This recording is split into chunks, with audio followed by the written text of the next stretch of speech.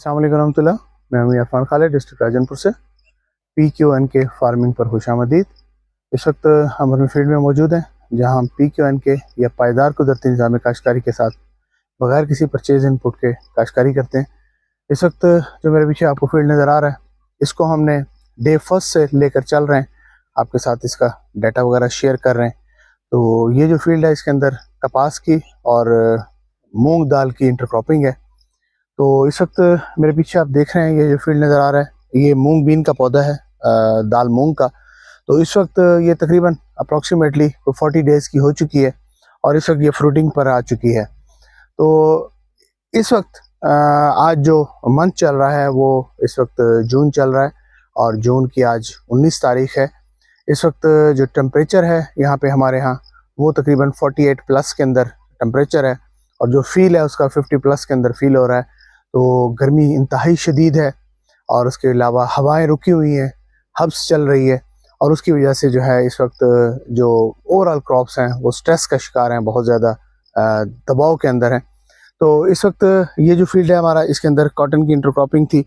तो कॉटन जो है वो इसके अंदर हमने शुरू में बताया था कि इसके अंदर कॉटन का थोड़ा सा प्रॉब्लम ये हुआ था कि जिस वक्त हमने इसको काश किया था कॉटन को, तो उस वक्त दूसरे तीसरे दिन जो है इसके ऊपर बारिश लगी थी, उसकी वजह से कॉटन की जो जर्मिनेशन थी वो बहुत ज़्यादा मुतासर हुई थी। उसके बाद हमने कॉटन की सेकंड सोइंग की इसके अंदर, जो वो भी बहुत ज़्यादा सक्सेसफुल नहीं रह सकी। तो इस वक्त कॉटन मौजूद है, लेकिन अच्छी नहीं है कॉटन बहुत ज़्यादा। इसके अंदर तकरीबन कोई 40% जर्मिनेशन है कॉटन की। लेकिन जो सेकंड क्रॉप थी हमारी मूंग बीन, वो माशाल्लाह बहुत ही अच्छी है। इस वक्त आप मेरे पीछे पोजीशन देख रहे हैं और इसका कद जो है वो देख रहे हैं आप। तो ये रेस बेड के ऊपर लगी हुई है। इसके ऊपर अभी तक किसी किस्म का कोई परचेज इनपुट इस्तेमाल नहीं हुआ, तो ये ज़ीरो इनपुट के साथ इस वक्त परफॉर्म कर रही है और इस वक्त ये फ्रूटिंग के ऊपर आ चुकी है, फली लगना शुरू हो चुकी है। तो इसका जो तरीक़ाकार हम लोग रखते हैं वो ये है कि हम इसकी पिकिंग करते हैं। जैसे आप लोग कपास की पिकिंग करते हैं, चुनाई करते हैं, तो इस तरह हम इसकी चुनाई करते हैं, एकदम से इसको हार्वेस्ट नहीं करते। अगर हम इसको एकदम हार्वेस्ट करना चाहें तो ये तकरीबन 3 महीने की क्रॉप है।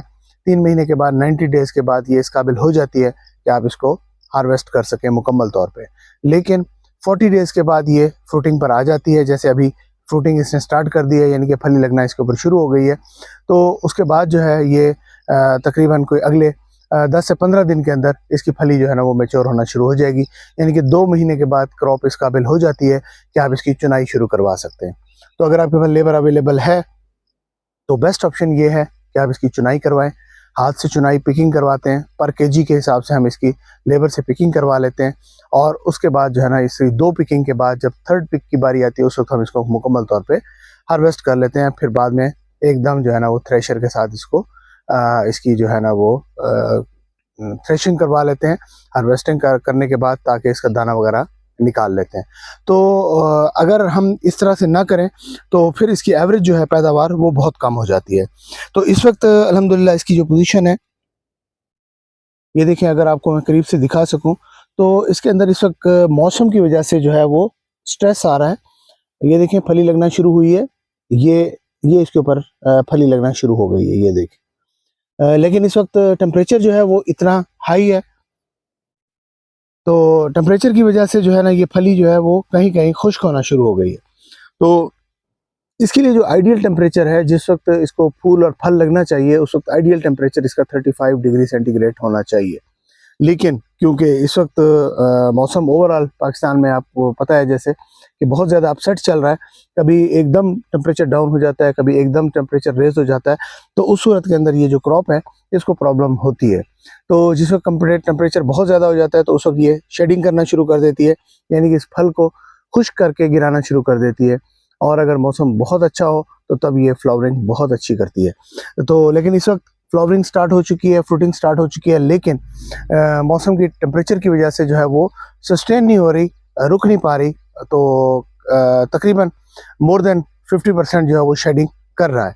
तो अगर ये कन्वेंशनल पे होता तो मेरे ख्याल में 100% शेडिंग कर जाता, क्योंकि ये पिकनिक के ऊपर है और पानी से ये दूर है, तो इस वजह से इसकी शेडिंग की जो स्पीड है वो बहुत ही कम है, बहुत ज़्यादा। तो इस वक्त आप देख रहे हैं मेरे साथ, ये हमारा 42 इंच का बेड है, दोनों साइडों के ऊपर वाटर चैनल है।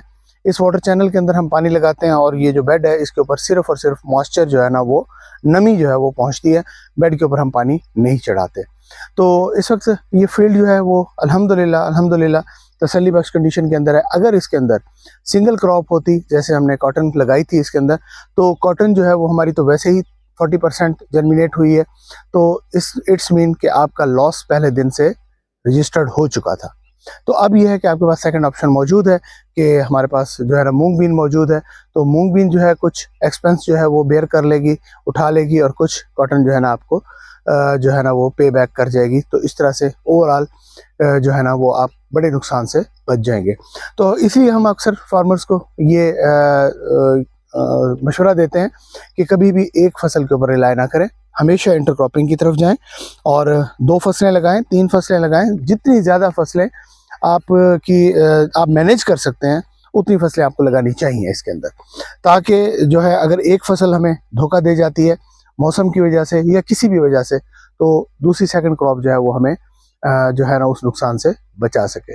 तो अपनी राय का इजहार ज़रूर कीजिएगा कमेंट्स के अंदर कि पहले दिन से आपको ये हम वीडियोस दिखा रहे हैं, उस दिन से हम दिखा रहे हैं जिस वक्त हम ज़मीन को तैयार कर रहे थे, और आज स्टेप बाय स्टेप आपकी पीछे पोजीशन हमारी नज़र आ रही है फसल की, इस वक्त हमारी फसल की क्या पोजीशन है। अल्हम्दुलिल्लाह फसल जो है इस वक्त तसल्ली बख्श कंडीशन के अंदर है। अपनी राय का इजहार ज़रूर कमेंट्स में कीजिएगा।